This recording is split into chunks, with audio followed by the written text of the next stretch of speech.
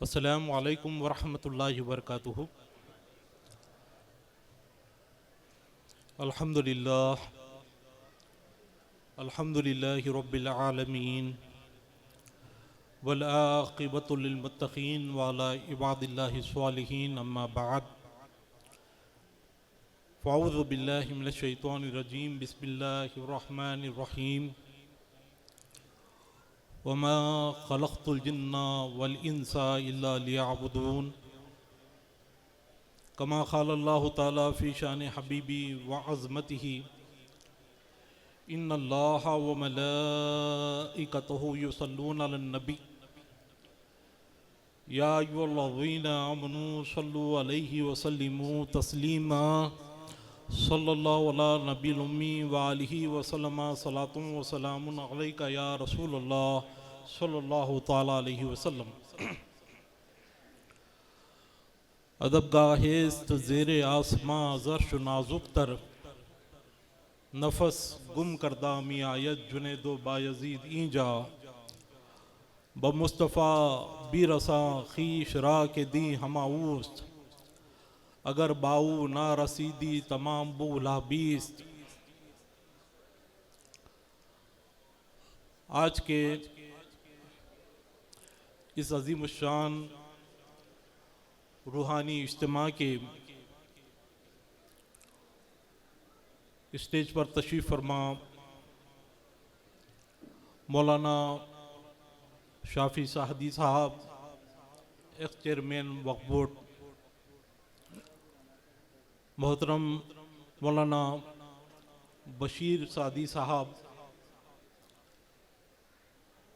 रोशन bag साहब, उस्मान शरीफ साहब और दीगर मोहतरम मोहतशम मुअज़्ज़म उलमाए ज़ीशान, मुअज़्ज़ज़ सामाईन, अल्लाह का लाख लाख शुक्र एहसान है और उसके हबीब पाक का नाले पाक का सदक़ा व तसद्दुक़ है कि हम यहाँ एक अजीम शान रूहानी इरफानी इज्तिमा में हाजिर आए हैं। इस इज्तिमा का मकसद रमज़ान मुबारक की ये पहली ताख़रात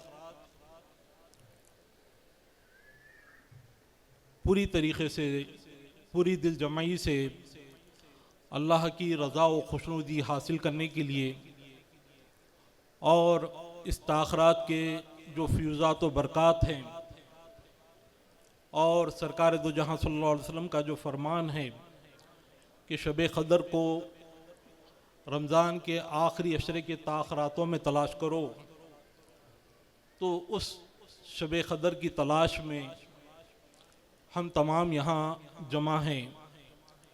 अल्लाह रब्बुल इज़्ज़त की बारगाह में दुआ है कि अल्लाह ताला हम तमाम को उस अज़ीम शान शब्र, जिसको अल्लाह ने खैरुम मिन अल्फ़ि शहर फरमाया कि यह 1000 महीनों से बेहतर रात है, तो उस रात, वो रात हमें मयस्सर आ जाए।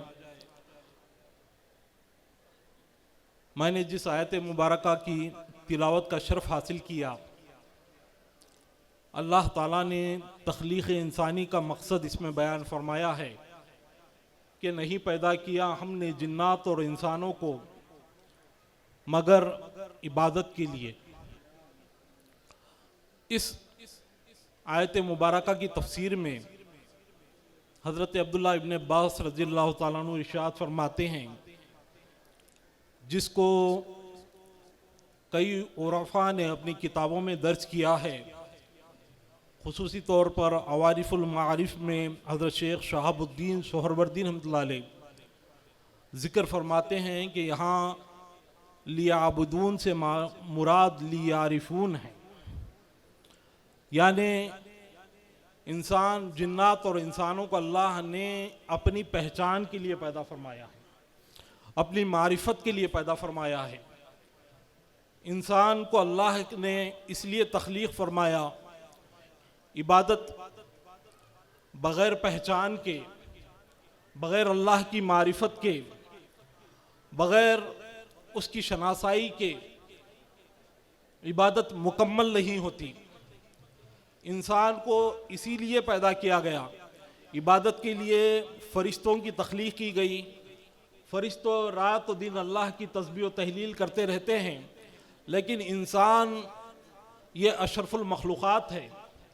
ये इंसान जिसके बारे में हदीस क़ुदसी में आया है कि अल इंसानु सिर्री अना सिर्र हो, कि इंसान मेरा भेद है, मैं उसका भेद हूँ। अल्लाह ताला इरशाद फरमाता है इंसान मेरा राज है, मैं उसका राज हूँ। तो इंसान को अल्लाह ने अपनी पहचान के लिए पैदा फरमाया है। इसीलिए हदीस क़ुदसी में आता है कि कुन्तु कंज़न मख्फ़ियन फ़अहबब्तु अन उरिफ़ा फ़ख़लक़तुल ख़ल्क़, कि मैं एक छुपा हुआ ख़जाना था, मैंने चाहा कि मेरी पहचान हो जाए, मेरी इरफान हो जाए, तो मैंने खल्क़ को पैदा किया। तो इंसान की पैदाइश का मकसद मारिफत इलाही है, इंसान की पैदाइश का मकसद अल्लाह का इरफान है, इंसान की पैदाइश का मकसद क़ुर्ब खुदाबंदी है। इंसान अपनी पैदाइश का मकसद फरामोश कर चुका है। इंसान को अपनी पैदाइश का मकसद, जिस अजीम मकसद के लिए इंसान को पैदा किया गया है कि इंसान ये अल्लाह का अजीम शहकार है, ये अल्लाह के ज़ात की मारिफत इंसान की ज़ात से हासिल होती है। मौलाए कायनात हज़रत अली कमलो जो इरशाद फरमाते हैं, मन अरफ़ नफ्सुहु फ़क़त अरफ़ रब्बा, जिसने अपनी ज़ात को पहचाना, जिसने अपने नफ्स को पहचाना, उसने अपने रब को पहचाना। तो लिहाजा इंसान में रब छुपा हुआ है, इंसान मारिफत खुदाबंदी का ज़रिया है। तो लिहाजा अल्लाह की पहचान, अल्लाह की मारिफत किस तरह हासिल होती है, उसका तरीक़ाकार, उसका तरीक़ा क्या है। अल्लाह ने इंसान को एक अजीम शय इंसान के वजूद में रखा है, उसे क़ल्ब कहा जाता है। क़ल्ब की सफाई, क़ल्ब जब साफ होगा, क़ल्ब जब पाक होगा, क़ल्ब जब मुसफ़्फ़ा होगा, तो अल्लाह ताला उस क़ल्ब में अपने तजल्लियात का नुज़ूल फरमाता है। सरकार दो जहां सल्लल्लाहु अलैहि वसल्लम इरशाद फरमाते हैं कि इंसान के जिस्म में एक गोश्त का लुतड़ा रखा गया है कि वो अगर साले हो जाए तो पूरा जिस्म साले हो जाएगा, और वो अगर नापाक हो जाए, वो अगर सालियत से दूर हो जाए तो पूरा जिस्म नापाक होगा। सरकार ने फरमाया वही अल क़ल्ब, वो क़ल्ब है, वो दिल है। तो लिहाजा दिल की इस्लाह, दिल को पाक करना, दिल को कुदरतों से पाक करना, ये मकसद हयात है, क्योंकि दिल से ही अल्लाह ताला से ताल्लुक़ जोड़ा जाता है। आज कई लोग हम जिंदगी गुजार रहे हैं, लेकिन जिंदगी का मकसद हमारे सामने नहीं है। जिंदगी का मकसद क़ल्ब की सफाई है। क़ल्ब की सफाई हो तो मारिफत खुदावंदी हासिल होती है। तो बुजुर्गादीन सूफिया इकराम ने पूरी मेहनत जो है क़ल्ब की सफाई पर की है। और अल्लाह ताला ने भी इरशाद फरमाया अला बिज़िक्रिल्लाहि तत्मइन्नुल क़ुलूब, कि आगाह हो जाओ कि तुम्हारे दिलों का इत्मीनान, तुम्हारे दिलों का सुकून जो है अल्लाह के जिक्र में है। दिल अल्लाह का जाकिर कब होता है? दिल अल्लाह का जाकिर उस वक्त होता है जब दिल ताहिर और पाक हो जाए। आज गुनाह पर गुनाह हमसे सुदूर हो रहे हैं, उसका एहसास हम में ख़त्म हो चुका है, उसका एहसास ही नहीं है। इंसान एहसास हो तो तौबा की तरफ आता है। इंसान को शऊर ही नहीं है ज़िंदगी कैसे गुजर रही है। जवानी गुजर रही है, बुढ़ापा गुजर रहा है, मौत के मरहले में चले जा रहे हैं, लेकिन एहसास ख़त्म हो चुका है। गुनाह पर गुनाह इंसान करता है। किसी शायर ने कहा कि हाय रे नाकामी मताए कारवां जाता रहा, इंसान के दिल से एहसास ज़ियां जाता रहा। तो एहसास ज़ियां तक ख़त्म हो चुका है। तो लिहाजा इंसान अपने दिल पर मेहनत करे, अपने दिल को संवारे। सरकार दो जहां सल्लल्लाहु अलैहि वसल्लम इरशाद फरमाते हैं कि जब इंसान कोई गुनाह करता है तो उसके दिल पर सियाह दाग होता है। जब वो गुनाहों की कसरत करते जाता है तो वो दाग एक धब्बे की शक्ल इख्तियार करता है और आखिरी में उसके दिल पर मोहर लगा दी जाती है और उसका एहसास गुनाह उससे छीन लिया जाता है, उससे गुनाह का एहसास ख़त्म हो जाता है। तो एहसास गुनाह ख़त्म हो जाता है तो इंसान चलता फिरता तो इंसान नज़र आता है, लेकिन वो चलता फिरता मुर्दा है। उसके ज़िंदगी का कुछ मकसद नहीं होता, वो बेमकसद ज़िंदगी गुजार रहा है। मकसद हयात, मकसद ज़िंदगी अल्लाह की पहचान है, मकसद हयात अल्लाह की मारिफत है। अपने खुलूब को साफ करना, अपने खुलूब को पाक करना, ये इंसान की ज़िंदगी का मकसद है।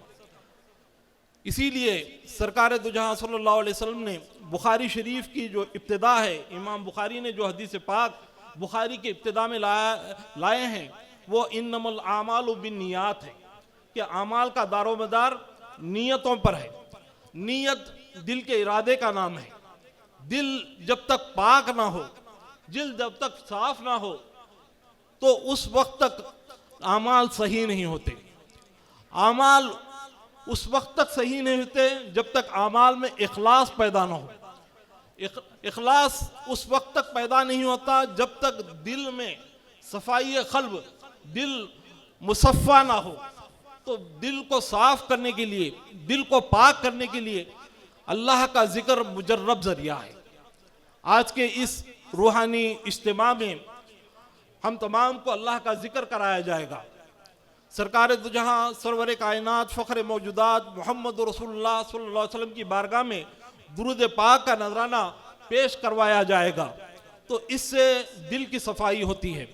हज़रत मुजद्दिद अल-फ़सानी रहमतुल्लाह अलैह अपने मकतूबात में इरशाद फरमाते हैं कि लोहे पर जब जंग चढ़ जाता है, लोहा जब जंग आलूद हो जाता है तो उसको पाक करने के दो तरीक़े हैं। पहला तरीक़ा यह है कि उस लोहे को मौसलाधार बारिश में रख दिया जाए, उस पर कसरत से बारिश की जाए तो लोहे का जंग छट जाता है, लोहे का जंग पाक हो जाता है। या फिर उस लोहे को आतिश कदे यानी आग जहां पर भट्टी जल रही है उस आग के करीब कर दी जाए तो उस भट्टी की तपिश की वजह से लोहे का जंग ख़त्म हो जाता है।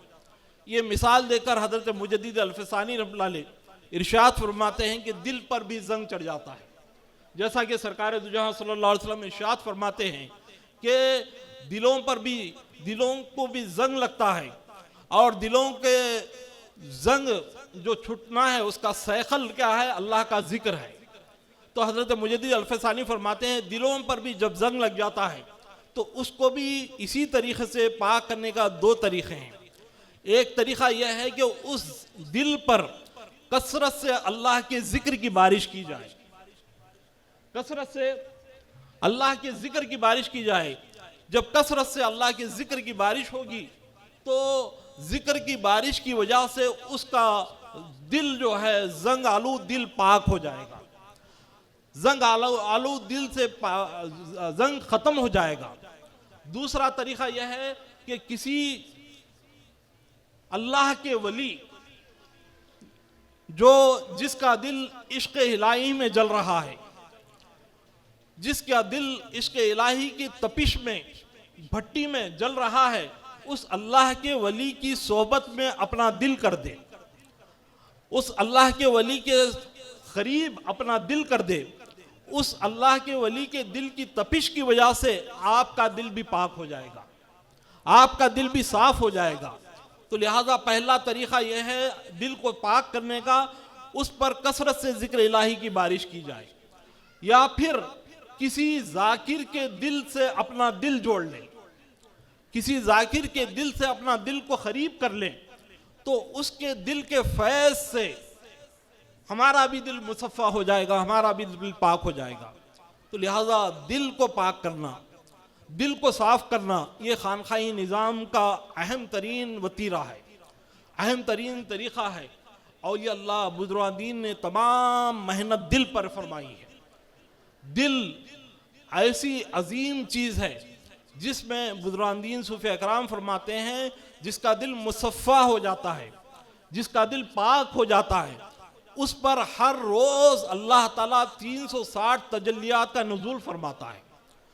दिल जब पाक हो जाता है तो दिल का मुकाम इतना बड़ा हो जाता है कि मौलाना रूम बयान फरमाते हैं कि दिल बदस्ता आवर के हज अकबरस्त, अज हजारा काबा एक दिल बेहतरस्त, काबा बुनियाद खलील आजरस्त, दिल गुजरगाहे जलील अकबरस्त। के दिल जो है ये हज अकबर से बेहतर है। किसी के दिल को खुश कर दो, ये हज अकबर से बेहतर है। क्यों? कि हजारों काबों से एक दिल बेहतर है। मौलाना रूम फरमाते हैं कि 100,000 काबा एक दिल बेहतरस्त, कि हजारों काबों से एक दिल बेहतर है। इसकी वजह बयान फरमाते हैं कि काबा बुनियाद खलील आजरस्त, कि काबा हजरत खलीलुल्लाह की बुनियाद है। हजरत खलील अलैहिस्सलाम ने काबे की तामीर फरमाई है, लेकिन दिल गुजरगाहे जलील हक अस्त, कि दिल जो है ये दिल ऐसा दिल है जिसमें हक का गुजर होता है, अल्लाह की ज़ात का गुजर होता है। इसीलिए अल्लाह के तजल्लियात की आमाजगा दिल है। दिल को पाक करना, दिल को साफ करना ये बेहद ज़रूरी है। तो दिल को पाक करने का बेहतरीन ज़रिया अल्लाह का ज़िक्र है। इसीलिए अल्लाह ने फरमाया कि अला बिज़िक्रिल्लाहि तत्मइन्नुल क़ुलूब। दूसरी जगह सूरह मुज़म्मिल में अल्लाह ने इरशाद फरमाया वज़्कुर इस्मा रब्बिका व तबत्तल इलैहि तब्तीला, कि अल्लाह के नामों का जिक्र इस कसरत से करो, इस कसरत से करो, इस इस्तिग़राक़ में करो, इस तरह डूब कर करो कि सबसे कटकर तुम उसी के हो जाओ, सबसे कटकर उसी ज़ात के हो जाओ। तो लिहाजा सरकार का ये भी फरमान है कि तुम अल्लाह का जिक्र इस हद तक करो, इस कसरत से करो कि तुम्हें लोग मजनू कहना शुरू कर दे, तुम्हें लोग पागल कहना शुरू कर दे। इस कसरत से अल्लाह का जिक्र करो।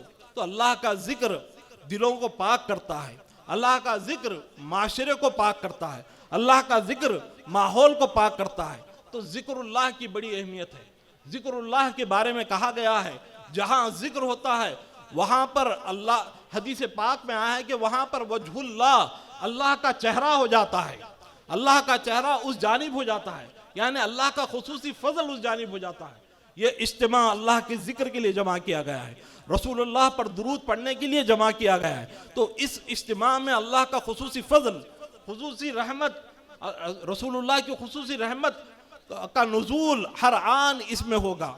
इंशाअल्लाह जिक्र यहाँ पर कराया जाएगा, दुरूद पाक यहाँ पर पढ़ाया जाएगा।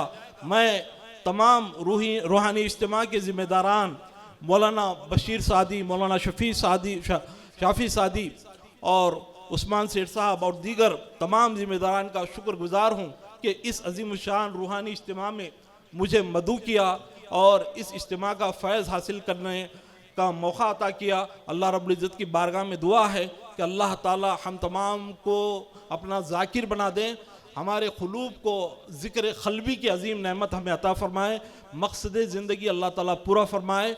वमा अलैना इल्लल बलाग़। सल्लल्लाहु अलैहि वसल्लम।